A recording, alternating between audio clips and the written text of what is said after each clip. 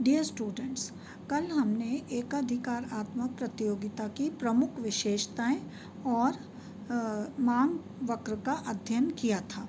आज हम उसी बाजार में किस प्रकार से कीमत और उत्पादन का निर्धारण होता है इसका अध्ययन करेंगे।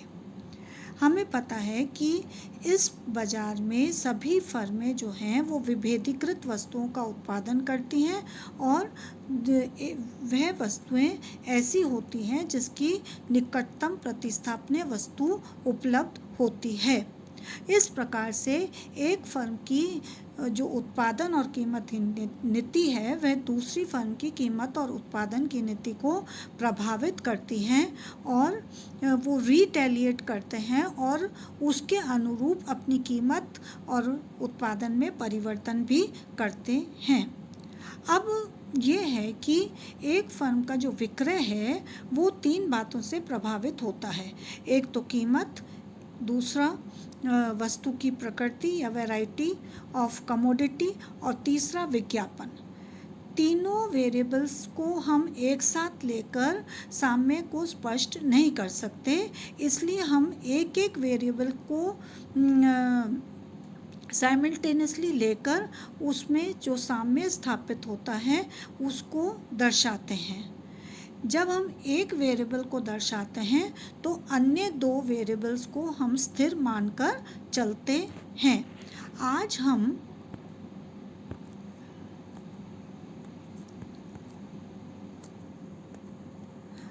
हम price output equilibrium in short run का अध्ययन करेंगे।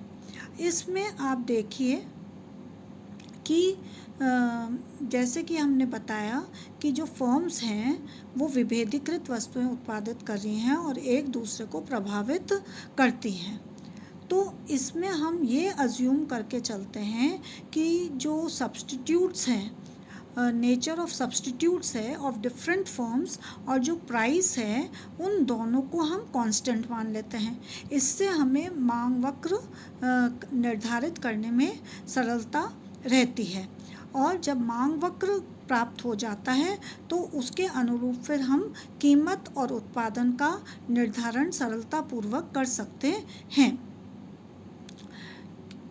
एक उत्पादक का अधिकतम लाभ उस बिंदु पर होता है जहां सीमांत आगम सीमांत लागत के बराबर होता है और एक उत्पादक उत्पादन निरंतर करता रहता है जब तक कि सीमांत आगम सीमांत लागत से अधिक होता है।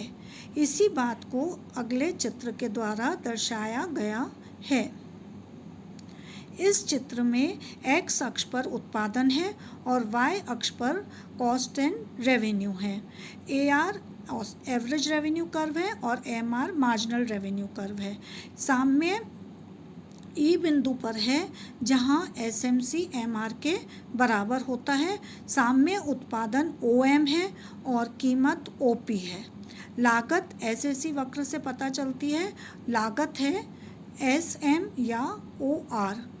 क्योंकि आगम लागत से अधिक है इसलिए सभी फर्मों को अतिरिक्त लाभ PROQS प्राप्त होता है। इस चित्र का विश्लेषण आपकी सुविधा के लिए यहाँ किया गया है। The demand curve is also called as average revenue curve of the firm. SAC represents the short run average cost curve while SMC is short run marginal cost curve.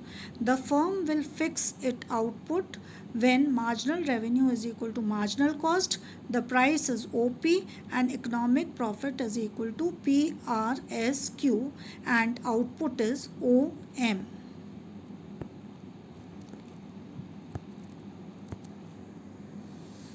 अब ऐसा नहीं है कि फर्म्स को केवल अतिरिक्त लाभ ही प्राप्त होता है, सामान्य लाभ भी प्राप्त हो सकता है अगर उसकी लागत और आगम बराबर हो और किन्हीं परिस्थितियों में हानि भी प्राप्त हो सकती है। पर whether a firm incurs profit, loss और normal profit, this depends upon the demand and cost conditions.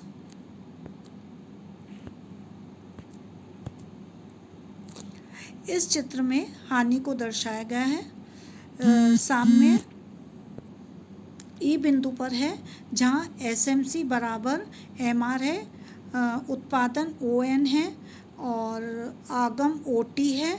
लागत जो है वो एसएसी वक्र से एच एन या ओ जी है।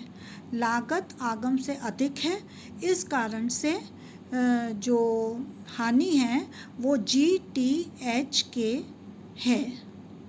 और हम देखते हैं कि एसएसी एवरेज रेवेन्यू कर्व से हर उत्पादन स्तर पर ऊंचा है।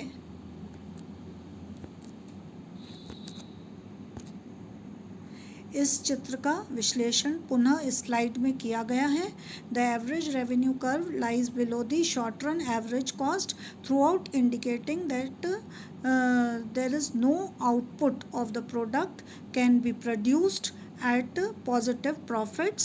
The output is ON and the price is NK or OT, which is less than the average cost. HN or OG cost. The loss is GTHK.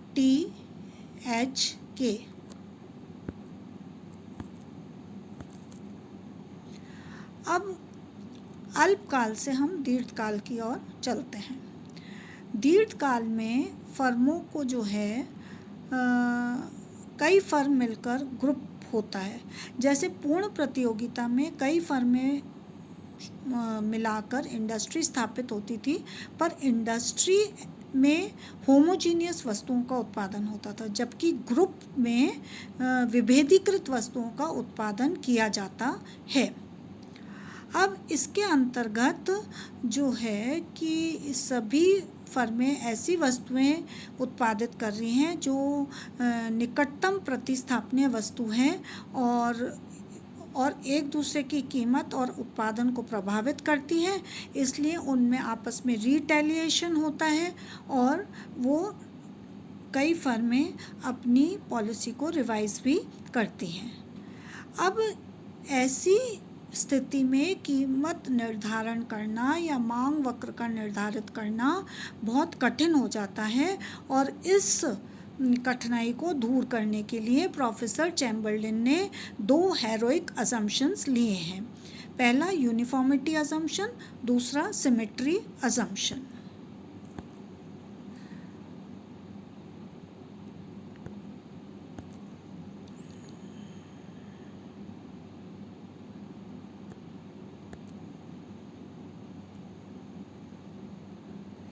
Uniformity assumption में उन्होंने ये बताया है कि फर्मों के जो मांग और लागत वक्र हैं वो पूरे ग्रुप में सभी फर्मों के समान होते हैं। मतलब कि both demand and cost curve for all the products are uniform throughout the group.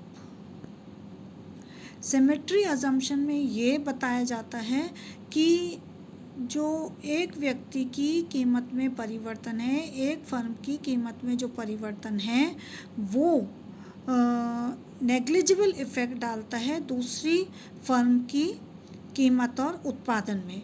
अर्थात मतलब फर्म्स उसको रिटेलिएट नहीं करती, और इस प्रकार से हम कह सकते हैं कि an individual action regarding price and output adjustment will have a negligible effect upon its numerous competitors, so that they will not think of retaliation for readjusting the prices and output.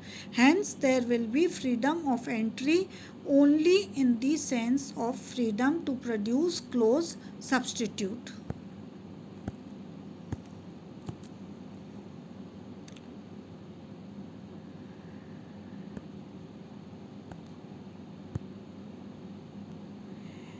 इस चित्र में दीर्घकालीन साम्य को दर्शाया गया है। अल्पकाल में हमने देखा था कि जब एबनॉर्मल प्रॉफिट्स फर्म कमाती हैं तो आकर्षित होकर नई फर्में प्रवेश करती हैं, उत्पादन में वृद्धि होती है, कीमत कम होती है, और इस प्रकार से दीर्घकाल में सामान्य लाभ की स्थिति प्राप्त होती है। साम्य ई बिंदु पर होता है जहाँ OQ उत्पादन है, जहाँ और LMC MR के बराबर है।